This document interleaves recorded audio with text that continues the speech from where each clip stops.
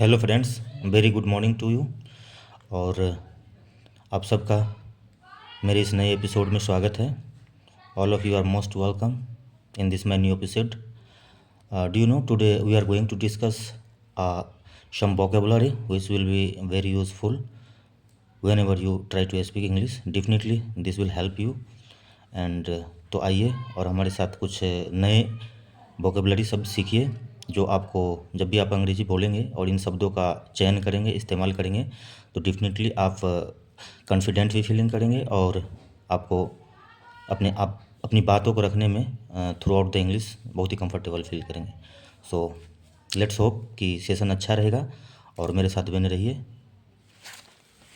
जैसे कि हम पहला वर्ड देख रहे हैं, यहाँ पहला वर्ड देख रहे हैं एक्सपेक्ट और एंटिसिपेट, राइट।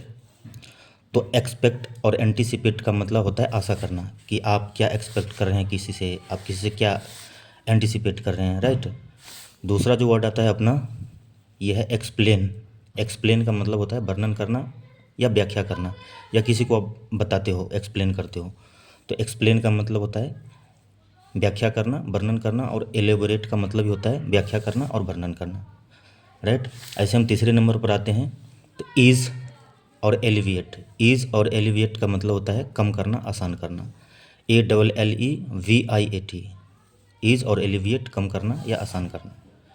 वैसे चौथे नंबर पर हम आते हैं तो हमारा आता है गिव अप, जिसका मतलब होता है त्याग देना, छोड़ देना, और रिलिंक्विश का मतलब होता है त्याग देना, छोड़ देना। इसके बाद आगे आते हैं तो बिगिन का मतलब शुरू करना, शुरुआत करना, या कमेंस का मतलब ही शुरू करना, शुरुआत करना, राइट।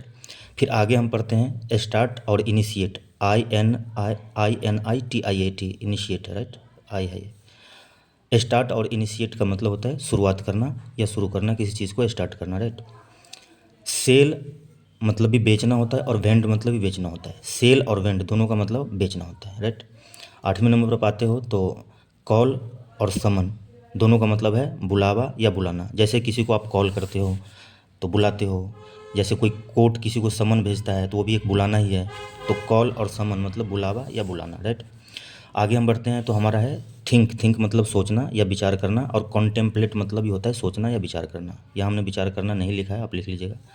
थिंक मतलब सोचना, विचार करना। कॉन्टेम्पलेट मतलब ही होता है सोचना और विचार करना।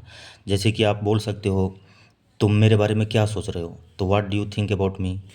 या ऐसे नहीं बोल के आप ऐसे ही बोल सकते हैं कि आप मेरे बारे में क्या सोचते हैं, what do you contemplate about me, right. आगे हम बढ़ते हैं तो 10वें नंबर आता है हमारा टेस्टी एंड डिलीशियस। टेस्टी मतलब भी होता है स्वादिष्ट, और डिलीशियस मतलब भी स्वादिष्ट। अब ऐसे बोल सकते हो कि खाना बहुत स्वादिष्ट है, it's a delicious meal, right. 11वें नंबर पर आपका है टायर्ड और एग्जॉस्टेड। मतलब बहुत थका हुआ होगा, टायर्ड होगा, एग्जॉस्टेड होगा। तो आप टायर्ड यूज़ करोगे तो सारे लोग समझ जाएंगे हाँ टायर्ड, थका हुआ है। बट आप जब भी इंग्लिश बोलोगे तो एग्जॉस्टेड यूज़ करो, तो अगले को लगेगा हाँ यार इनको तो अच्छा इंग्लिश का नॉलेज है, अच्छी पकड़ है, तो it will enhance your knowledge, right. तो टायर्ड और एग्जॉस्टेड का मतलब थका हुआ। और सबसे लास्ट में हम बात करते हैं अगली और हिडियस। अगली मतलब होता है कुरूप, भद्दा।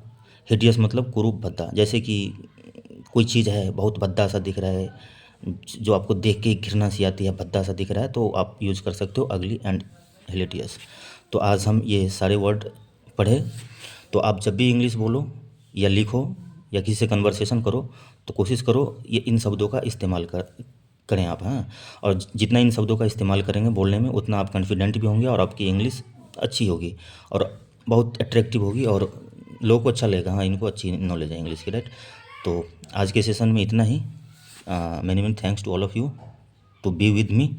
एंड पढ़िए, मैं बहुत सारी चीज़ें और लेके आऊँगा जो डेफिनेटली आपको बेनिफिशियल, आपके लिए बेनिफिशियल रहेगा। तो I hope you must have enjoyed this session. Thanks.